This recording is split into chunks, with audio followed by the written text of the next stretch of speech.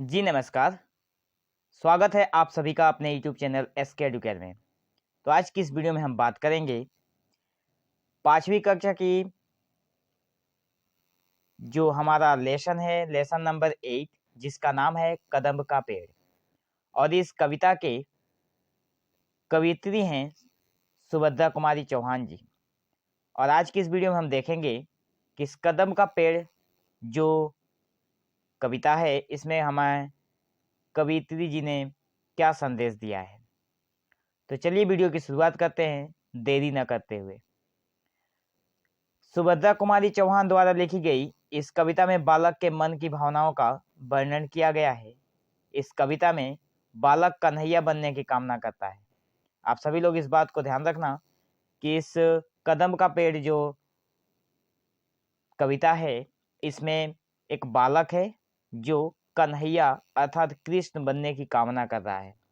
ठीक है, आगे देखते हैं और समझते हैं कि और क्या क्या इसमें मिल रहा है। आप लोग साइड में देख पा रहे हो कि एक बच्चा है जो कदम्ब का पेड़, ठीक है, एक पेड़ होता है जिसका नाम है कदम्ब का, और वो कदम्ब के पेड़ के ऊपर चढ़ा हुआ है और उसकी माँ जो है नीचे से उससे उस पेड़ से नीचे उतरने के लिए कह रही है।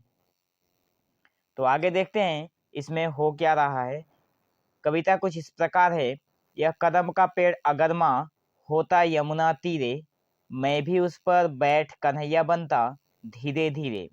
ये जो बच्चा है अपनी माँ से बोल रहा है कि हे माँ, अगर ये कदम्ब का पेड़ यमुना तीरे होता तो मैं भी उस पर चढ़ के बैठ जाता और कन्हैया बनता धीरे धीरे। ले देती यदि मुझे बांसुरी तुम 2 पैसों वाली, किसी तरह नीचे हो जाती यह कदम्ब की डाली। बच्चा छोटा है तो सोच रहा है कि किसी तरह से इस कदम्ब के पेड़ का अगर डाली नीचे हो जाती और माँ मुझे एक 2 पैसों वाली बांसुरी लेकर दे देती तो मैं उस पेड़ पे चढ़ के बजाता और कन्हैया बनने का उसका जो कामना है वो पूरा हो जाता। और आगे लिखते हुए सुभद्रा कुमारी चौहान जी ने क्या कहा है देख लेते हैं कि आगे है, तुम्हें नहीं कुछ कहता पर मैं चुपके चुपके आता, उसी नीची डाली से अम्मा ऊंचे पर चढ़ जाता। ये जो बच्चा है वो बोल रहा है कि अपनी माँ से कुछ नहीं कहता, वो चुप चुप के आता और आकर उसी डाली के माध्यम से वो नीची डाली से होकर ऊपर चढ़ जाता और ऊपर जो डाली होती है उस पर चढ़ जाता। वहीं बैठ फिर मजे से मैं बांसुरी बजाता। वो बोल रहा है कि ऊपर बैठ के मैं आराम से बांसुरी बजाता। अम्मा अम्मा कह बंसी के स्वर में तुम्हें बुलाता। वो अपनी माँ को बोल रहा है कि बंसी के स्वर में मैं अम्मा अम्मा बोलकर तुम्हें बुलाता। उसकी कामना है, ठीक है, इस बच्चे की कामना है जिसे सुभद्रा कुमारी चौहान जी ने बहुत ही अच्छे ढंग से दर्शाने की कोशिश की है। आगे है इसी कविता में, सुन मेरी बंसी को माँ तुम इतनी खुश हो जाती, मुझे देखने काम छोड़कर बाहर तक तुम आती। कहा, ये जो बच्चा है वो बोल रहा है कि जब मैं तुम्हें बुलाता तो तुम बांसुरी में अपनी नाम को सुनकर तुम इतनी खुश हो जाती कि मुझे देखने के लिए तुम सारे काम धाम छोड़कर बाहर आ जाती। अपनी माँ से बोल रहा है, ठीक है। तुमको आता देख बांसुरी रख मैं चुप हो जाता। बोल रहा है कि तुम्हें आते हुए जब मैं देखता तो बांसुरी रखकर मैं चुप हो जाता, पत्तों में छिपकर धीरे से फिर बांसुरी बजाता। बोल रहा है कि उसी पत्ते में छिप जाता और धीरे धीरे फिर से बांसुरी बजाता। आगे है कि गुस्सा होकर मुझे डांटती, कहती नीचे आ जा, पर जब मैं न उतरता हंसकर कहती मुन्ना राजा। उसे अपनी माँ के साथ और अपने माँ के साथ खेलना है, अपनी माँ को परेशान करने में अच्छा लगता है, इसलिए वो बोल रहा है कि गुस्सा होकर जब तुम मुझे डांटती और कहती कि नीचे आ जा तो मैं न उतरता, और न उतरता तो तुम हंसकर कहती कि आजा मेरे बेटा मुन्ना राजा। ठीक है, आगे है, नीचे उतरो मेरे भैया तुम्हें मिठाई दूंगी, नए खिलौने माखन मिश्री दूध मलाई दूंगी। ये सारी बातें वो बच्चा बोल रहा है कि अगर मैं नीचे नहीं उतरता तो तुम कहती कि नीचे उतर जा मेरे भैया, तुम्हें मिठाई दूंगी, साथ में नए खिलौने दूंगी, माखन दूंगी, मिश्री दूंगी, दूध और मलाई सब दूंगी। ठीक है, ये बच्चे की कामना है। आगे और पंक्तियां हैं इस कविता में जो बहुत अच्छी है। आगे है, मैं हंसकर सबसे ऊपर की टहनी पर चढ़ जाता। बच्चा बोल रहा है कि तब भी मैं ऊपर नीचे नहीं आता, मैं हंसकर वो फिर से हंसता और ऊपर की टहनी पे चढ़ जाता का मतलब है, और ऊपर की जो डाली है उस पे चढ़ जाता। एक बार माँ कह पत्तों में वहीं कहीं छिप जाता। एक बार माँ बोलकर वो वहीं कहीं पत्तों में छिप जाता। बहुत बुलाने पर भी माँ जब मैं न उतर कर आता, तब माँ का हृदय तुम्हारा बहुत विकल हो जाता।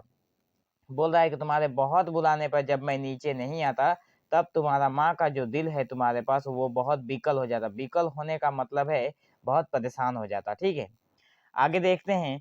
और ये आप लोग देख पा रहे हो यहाँ पे पिक्चर में कितनी अच्छी तरीके से एक माँ है जो अपने बेटे को अपने आंचल में छुपाने के लिए बोल रही है कि बेटा मेरे, तू नीचे आकर मेरे आंचल में छुप जा। लेकिन बच्चा जो है वो मान नहीं रहा है। यहाँ पे बच्चे की कल्पना की बातें की गई है। आगे देखते हैं, और ज्यादा बड़ा नहीं है, बस यही 2 पंक्तियां हैं, उसके बाद ये कविता खत्म हो जाएगा। आगे है, तुम आंचल पसार कर अम्मा वहीं पेड़ के नीचे ईश्वर से कुछ विनती करती, बैठी आंखें मीचे, तुम्हें ध्यान में लगा देख मैं धीरे धीरे आता, और तुम्हारे फैले आंचल के नीचे छिप जाता। यहाँ पे जो बच्चा है वो बोल रहा है कि अपनी माँ से बोल रहा है कि तुम अपना आंचल पसार कर उसी पेड़ के नीचे जब तुम बैठी रहती और अपने ईश्वर से कुछ विनती करती, तब तुम जब ध्यान में लगी रहती ईश्वर से विनती करने के समय, तो मैं धीरे धीरे उस पेड़ से नीचे आता और तुम्हारे फैले आंचल के नीचे आकर छिप जाता। ठीक है, आशा करता हूँ आप लोगों को समझ में आ रहा है।